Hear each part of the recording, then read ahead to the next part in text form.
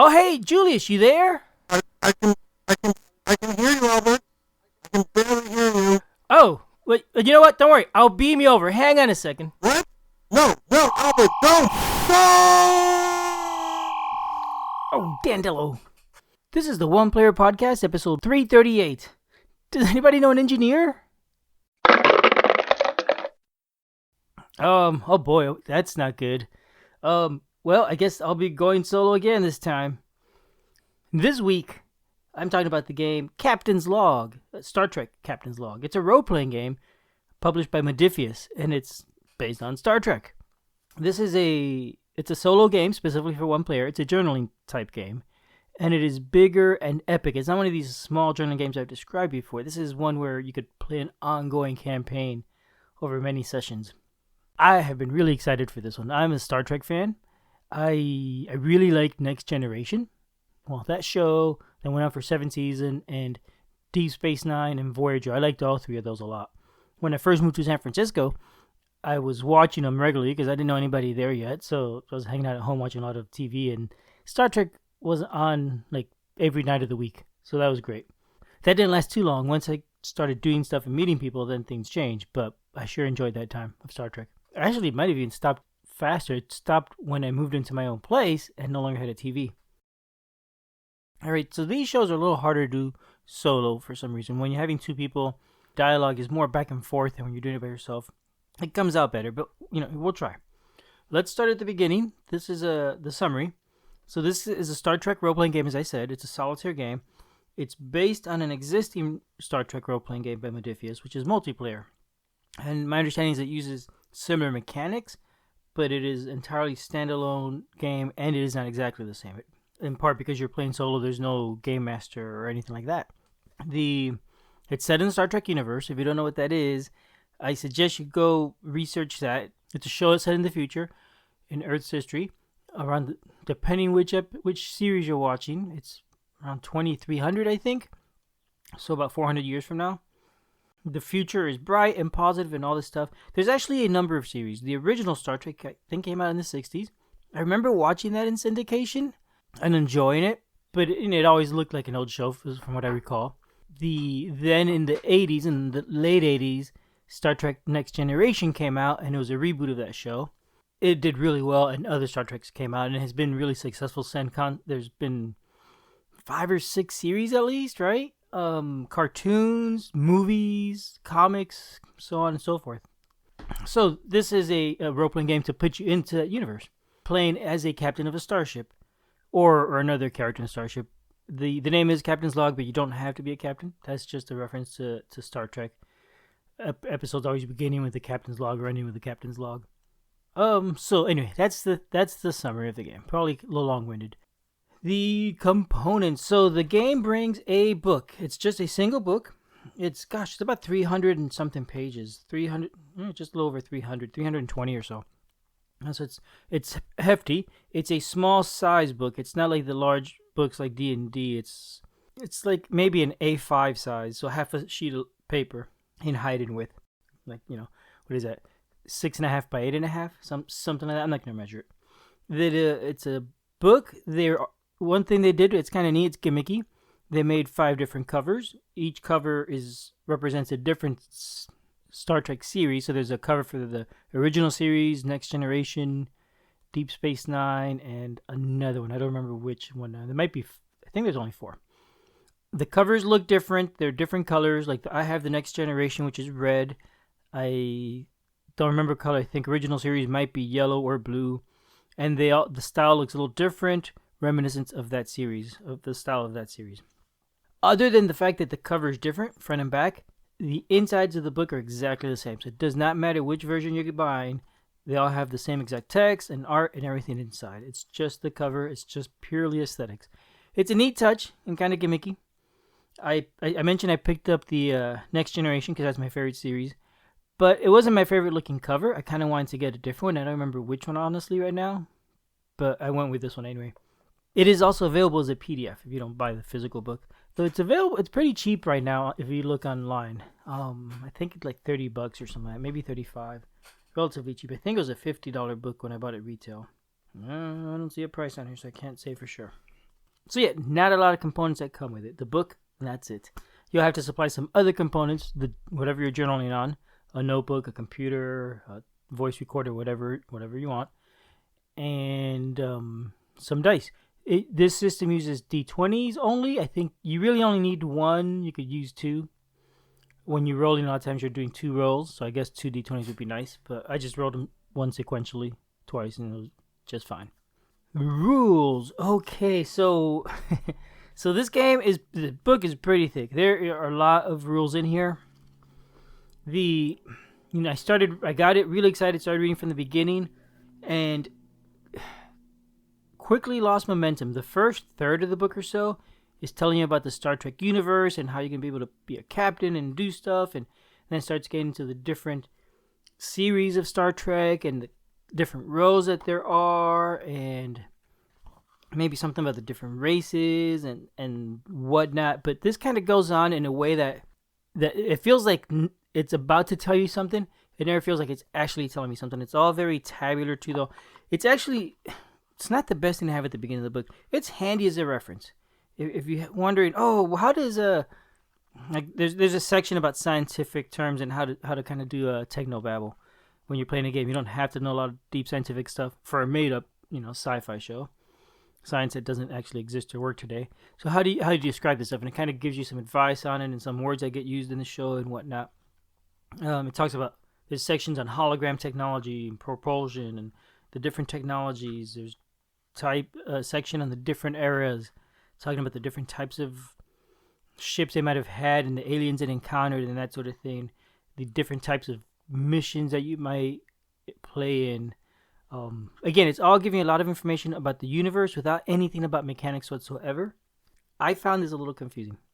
And it's not a surprise. In talking about the rules, I'm also telling you about what I think on it, and not quite the gameplay yet, but maybe jumping into it. It's all going to get kind of mixed in, because, this is a role-playing game. It's all one book, so it's hard to talk about the rules without talking about the actual game and whatnot. So, that's how it is. But yeah, so that first third is all just information. As I kept reading this, I kept feeling like, man, but how does it work? This doesn't make any sense. I'm still kind of confused. And I kept waiting and waiting and waiting for the rules. I think in the end, I kind of skipped a little bit of that section and just jumped forward. The next section is, what they called it here, reporting for duty. And I'm going to jump to it. This is now, I think, about making your character and how characters work and whatnot.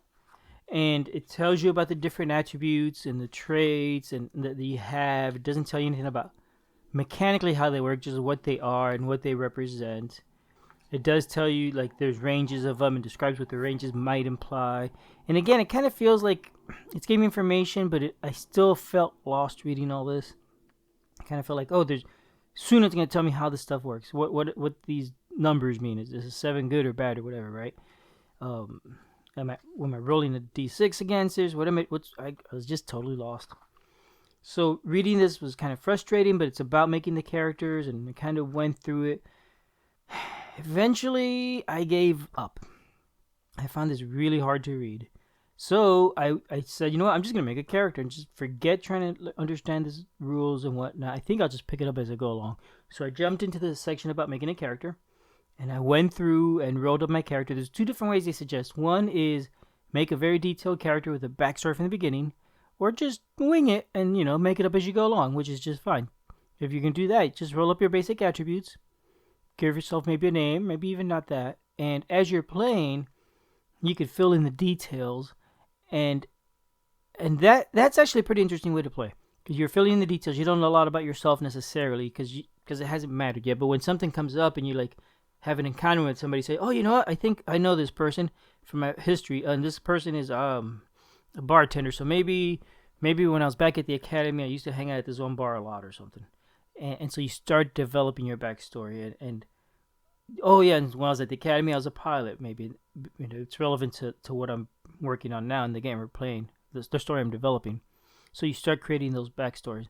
I decided not to do that because already being confused, I just felt like too much. I took the deep dive and made a character.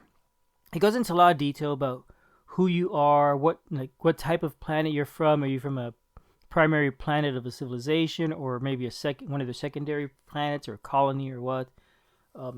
You roll up for what type of society it might have, and all sorts of different things. You roll up your upbringing, information about your upbringing, how are you raised and whatnot. It's a lot of rolling on tables with a d20 to get information. This part was really fun and really interesting. I really enjoyed coming up with a random character this way. You're going to go through... I would jump through the book and jump to the different summary section. And, we'll get to this part. But it is kind of a hard book to navigate for some reason. The contents and whatnot are not the best. So, anyway, you're going to make your character. You're going to come up with their backstory, their education, what your species is, all this different stuff. And when you're done with this, you have a detailed information about a character, their rank, their attributes, and whatnot. You still don't really know how to use these things, but there you go. I found this part actually was really fun. I really enjoyed making a character and coming up with their story and whatnot and rolling things up and being surprised.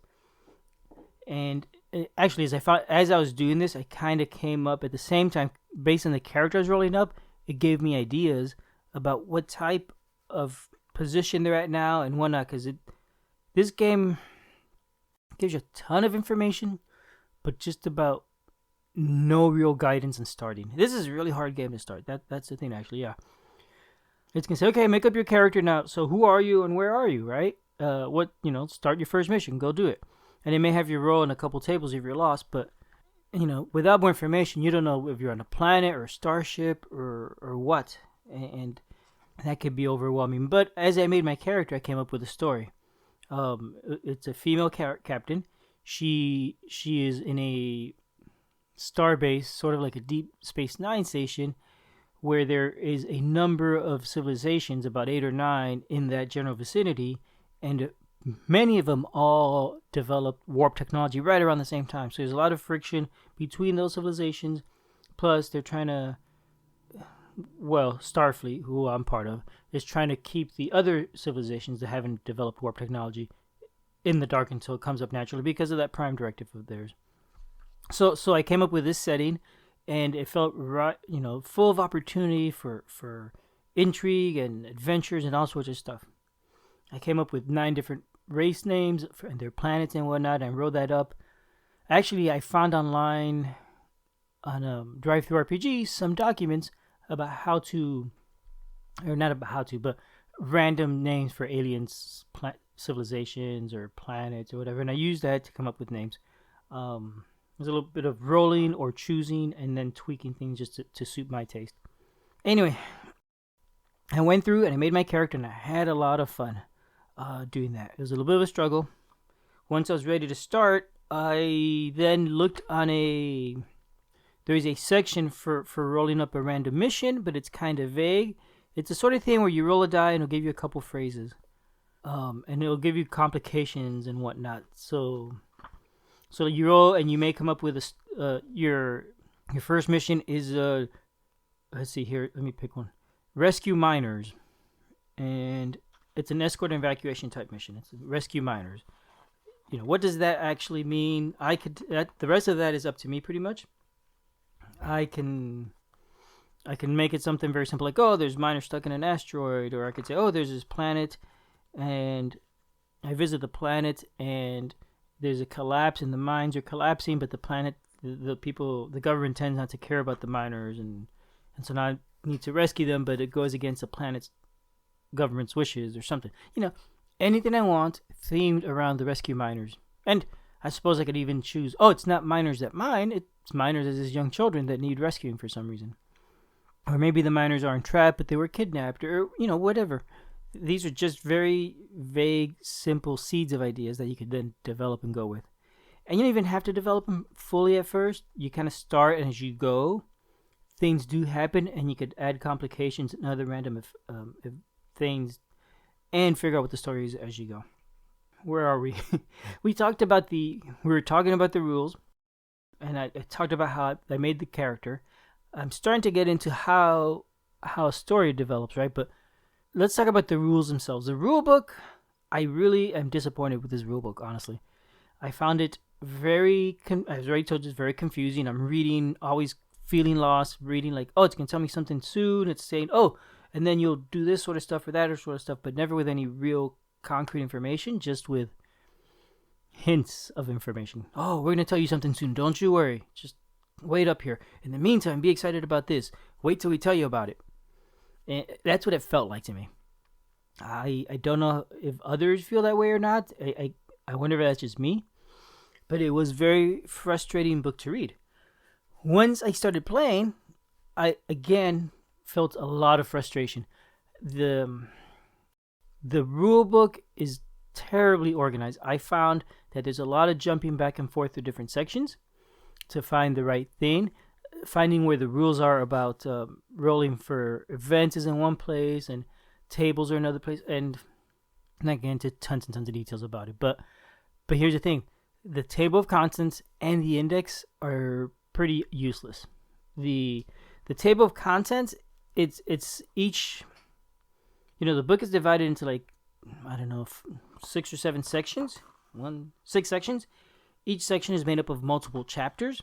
The table of content is about the sections and it has things like reporting for duty, rules of play, your home among the stars, right? So it kind of gives you an idea. And then when you jump to that section, you'll find the different chapters. But there isn't any, and then in there it'll tell you, oh, here's the name of the chapters. But I found it really hard to navigate and find what I'm looking for. So I didn't find that very useful. The table, the index at the back is even worse. Basically each section, subsection, I guess, in a chapter, as you're reading through, it's divided into different sections, not the big sections, but the little sections, and they all have headings. And sometimes those sections are divided into smaller sections. That is what the table of contents is just those titles, word for word. So it could be hard to find something if you're not sure what you're looking for. Let me give you an example here.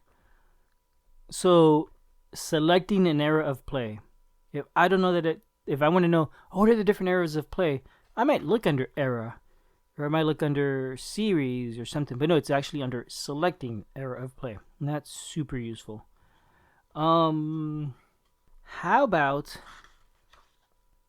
if I want to know how to end my game once I'm finished my session, and your sessions are basically like Star Trek episodes, so they go through a dramatic structure similar to a Star Trek episode, a TV show series episode. And I want to know how I'm supposed to end the episode. Wonder what you would look for. The ending, closing, finishing. Well, in fact, it's under the fanatic finale, which means I have to go look under the T for the. That makes no sense. At least it could have been fantastic finale or just maybe finale, but not the fantastic finale. And there's a lot of that where it's, unless you know exactly what the section is called, it might be hard to find it in this index. So I ended up not using it. What I ended up doing was buying a bunch of little plastic, like the bookmarks that you stick on pages, the little sticky papers, and just filling my book with all the places I found interesting. And I have a few different colors, so like I know the yellow's a lot of the rules reference, and I think whatever this lavender color is for different tables. So if I'm trying to find a rule, I'll start flipping through the yellow ones until I find the right yellow one that I need. Not super efficient. A little frustrating, maybe a lot frustrating, really. But honestly, once you got going, you don't need to reference it as much. The first game, a lot. The first series or campaign that you play, the first episode you play through, you definitely will reference it. I think the more and more you play, it's really not a complex game, so it's not super hard to internalize those rules. So I've really complained about this game a lot, but there are definitely things I like. The theme is great. I think it did a good job of capturing the feeling of a Star Trek episode. It very much feels like a show where it starts and there's an opening and then things happen and there's a twist and whatnot, and comes to a nice conclusion. The game plays a lot like that, and it's just fun. It's nice. The book is full of Star Trek information.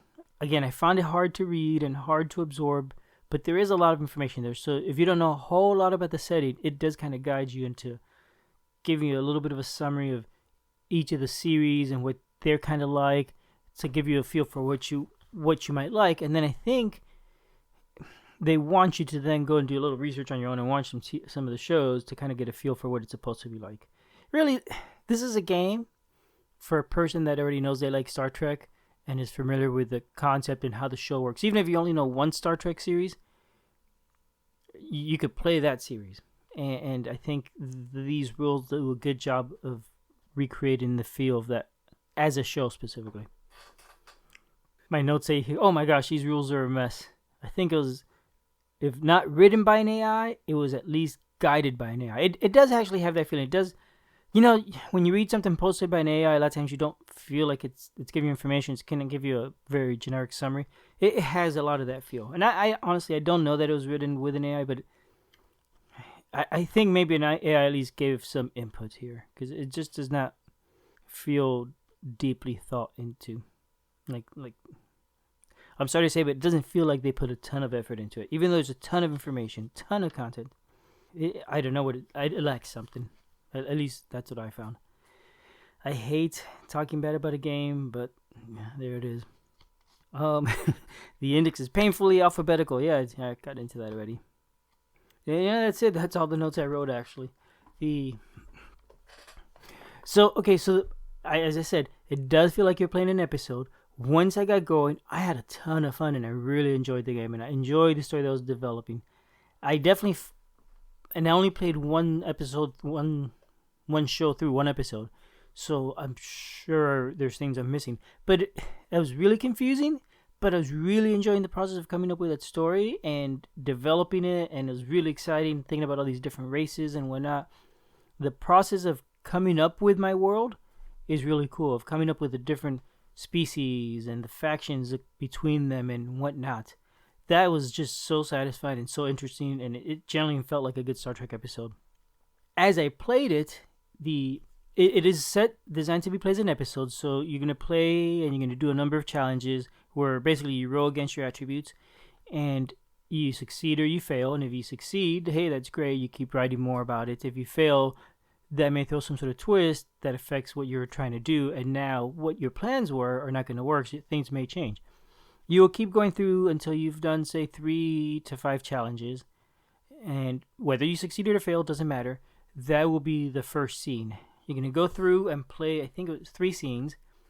So in the end, I guess you do about 15. And the number's not exact. I think they say 3 to 5, but if you felt like you needed a 6th one because you hadn't quite wrapped up that chapter, you could keep going. That's fine. It's about telling the story, and that's what matters. I found that as I was playing, I was doing stuff, and then I do a roll and it didn't work out the way I wanted. Well, suddenly that's going to change my story, and I had to compensate for it by adding in a new twist, or maybe something forced me to roll up a twist I wasn't expecting, that sort of thing. And the game does do that. It does have you roll up unexpected stuff once in a while. So it was really interesting to see that story develop, and it was fun to come up with ways to compensate for it and change my story. There's a couple of things I didn't enjoy about it, though. I was too successful. It feels like it's weighted so that you're going to succeed more often than you fail. Your attributes tend to be, I think, between, I'd say 10 and 14, and you're rolling a d20, and if you roll lower than your attribute, you succeeded. So if you have a 10, which is kind of low, your odds are 50-50 that you succeed. If you have 14, they're pretty good, you can succeed. Plus, you're actually rolling twice, and if you get at least one success, you succeeded. So you're definitely going to get things going your way most of the time, and you're just going to keep playing and telling the story. So it felt more like a story than a game. Say Iron Sworn, where there you fail more often, and then you have to come up with a workaround for what you thought was going to happen, because now things failed and not working out differently. There's less of that here. However, there are other ways to come up with twists. If you succeed with both dice, then you gain advantage. One of the things you could do with advantage is spend it to throw in a twist, just because twists are fun, honestly. They really are, actually. So So you're gonna play through. Your story's gonna evolve. It's gonna be a lot of fun, and then you're gonna reach the finale. I kind of fudged the finale and didn't worry about it too much, just because. But again, that process of making my story was awesome. I kind of wish I had a ring binder for storing this, or disc binders, I guess, not like the big binders that snap open and have 3 rings on it, but the ones with the little plastic discs where you could slide the papers in and out and just push them in. And then I guess the ring binder would work too, but I don't like them as much. Just those would be really good for this game, just because I found that as I was playing and I suddenly encounter a new race or a new character that may end up being a major villain I want to have, I kind of want to, instead of writing it down in my narrative as I'm playing, I kind of want to get a whole new sheet and maybe make a sheet about this person, just even if it's just 1 or 2 sentences and the rest of the page is blank, or about the race, and put it in a separate section that I could always refer to whenever I want to find, oh yeah, what's this person like, or yeah, who does this race get along with or not get along with. It'd be nice to have as a reference. Thinking about that and coming up with all these different races and stories and interactions is really fun, and the idea of organizing them in a way that'd be easy to reference, I thought was super cool. So I just did it in a regular notebook. I wish I hadn't, but that's okay. The gameplay, okay, I told you about the gameplay quickly, right? 3 scenes, each scene, actually not scenes, 3, there could be multiple scenes in okay, I'm sorry, they're not 3 scenes, but 3 acts. Your story is divided into 3 acts. Each act could have multiple scenes. But again, think of like a TV show where a bunch of stuff happens. There's a bunch of different scenes. Maybe you're on your ship on the bridge and you're in engineering, then you're on a planet, and suddenly the story reaches a breaking point or a commercial, and it's a good point to break. That would be the end of your first act. Then you start your next act after your commercial, and now things are probably, a lot of times they're different. Maybe the challenge has stepped up a bit or something, and now you play through these new scenes through the second act, where it always feels like there's a shift. And the book actually does have some information on dramatic 3-act structures and the shifts that those go through. So it does have actually guidance on how to do that, where like an opening and a climax and whatnot. It talks about all that stuff. So I did find that interesting and useful. So anyway, at this point I think I've talked enough. I hope you've got an idea what I thought about the game. I really enjoyed the game a lot. I really think it's super cool, but it is also very, very frustrating to learn and play. I did not like I love the production value of the book and the look. I did not like reading it, and I found it hard to use. But the setting is fantastic, and the mechanics are very simple. And once you could get through the book and playing, I think it'll be a very rewarding game. There's a lot of potential. There's also, I didn't mention it, but there's also, I mentioned there is another role-playing game that they have called Star Trek. Star Trek Missions, maybe? I don't remember the name. Honestly, I haven't played it. There's a whole bunch of source books for that. And you can actually, if you wanted to get more information about some specific area of the Star Trek universe, there are Star Trek source books you could reference. Though honestly, the best place to get more information is to watch the shows. If you want to play a Next Generation type episode or game, go watch Next Generation, watch a bunch of episodes and get a feel for that way. That is Star Trek Captain's Log. All right, I need to get back to that teleport and see if I could get this guy out of there. Bye, everyone. Thanks for listening. Thanks for listening. We love feedback, so we love hearing from you. You can reach me at julius@oneplayerpodcast.com or JLBird on BGG, and Albert can be reached at albert@oneplayerpodcast.com or Fractalute on BGG. Our website is oneplayerpodcast.com with the number 1, and we're also on Twitter at oneplayerpodcast. The intro music is copyright Angus, can be found at jamendo.com. The transition music is copyright by Dan Elduce Pancaldi, whose page is at donpancaldi.com. The One Player Podcast is protected under a Creative Commons share-alike license. Thanks for listening.